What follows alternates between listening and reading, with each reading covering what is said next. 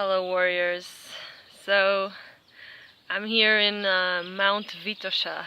It's in Bulgaria, in the middle of some amazing nature.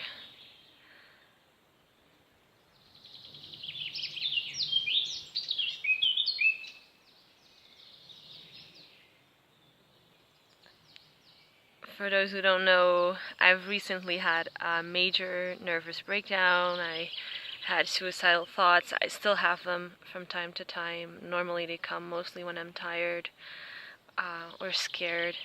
So this is my first trip by myself abroad. I was scared shitless before I came. I thought maybe I was making the wrong decision because I was still recovering from the depression and anxiety and nervous breakdown, and I didn't know if it was going to make all of those things worse. Actually, it's been great. I have to say, it's been really, really good. I've been hiking today. This was a day of hiking in the mountains, something that stressed me again because I wanted to plan it and it was hard to plan it online. I didn't know the way to take to come here, but in the end I came here. Everyone's super nice and I found my way just great. I mean, I guess I will find my way out again soon. I guess what I want to say is don't be afraid if you feel like it's necessary for you, if you feel like it's necessary for your healing. For me, it was really important. That's one thing that I refer in my other videos is hiking, traveling, going somewhere different, doing something fun. All of those things are really important. So if you feel like this is something that could help you, do it. Don't just stay at home in your comfort zone. Do it. I mean, follow your gut. My gut told me to come here, and I'm here and I'm feeling great. I'm running short of one of the things that I take, which is scary, which is lithium. I take so many pills that sometimes I have memory problems, and that's one of the things that I was afraid of. Oh, I'm going to have memory problems, and then I'm going to forget things. And yes, I forgot a bit of lithium. That's the mood stabilizer that I take. But still, my doctor told me it was okay with the dose that I'm taking, and that was the only problem that I encountered. And of course I felt guilty, and as some of us do, I felt anxious, guilty, and having those self-hatred thoughts and feelings like this is gonna ruin my trip, I should have never come, I knew it. But in the end, everything here is so great, and I'm having such a great time all by myself that, you know, fuck, the one pill of lithium or two or that I forgot at home. That's totally irrelevant comparing to the good that this trip is making. And I guess this is one of that's the conclusion that I want you guys to take from here is sometimes traveling, you don't have to do it alone. But if you feel like you could do it, if you feel like, do it step by step. I mean, I started with traveling for one day, actually to the border between Belgium, that's where I live in Germany, but that was just one day. I started there and it felt great, and then I went on a weekend abroad with a friend of mine, and that also felt great, so I felt ready to do this. So if you feel like this could be a thing that help you, please do it. The contact with nature is something that is really healing for depression.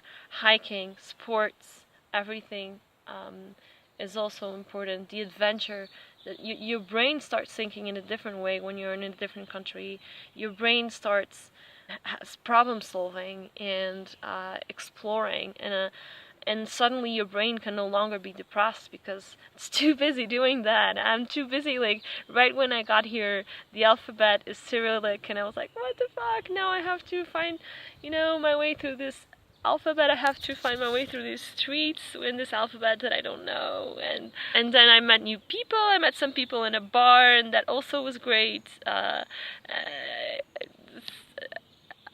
I also, I don't know, like architecture has nothing to do with anything that I've ever seen. I had never seen a communist country before, ex-communist.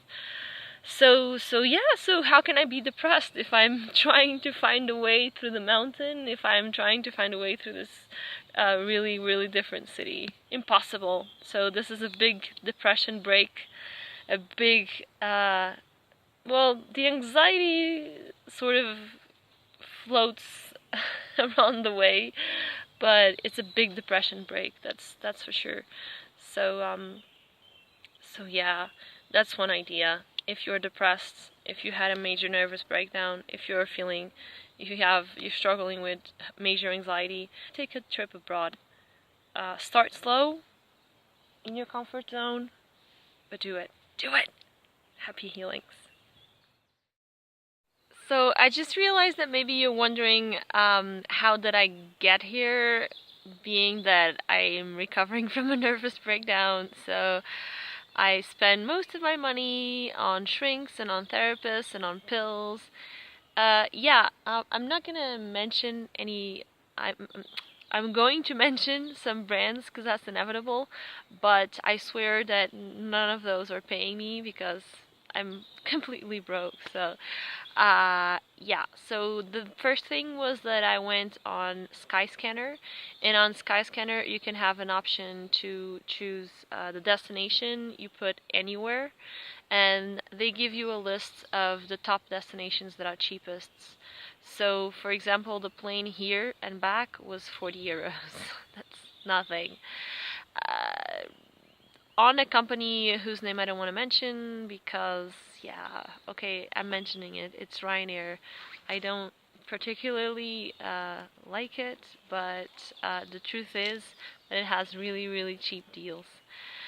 So, yeah, that's one of the choices. And then as for places to stay, I always stay at Airbnb because as a vegan I have to cook, but also because it has really cheap deals as well, and you can cook your own food, so you don't have to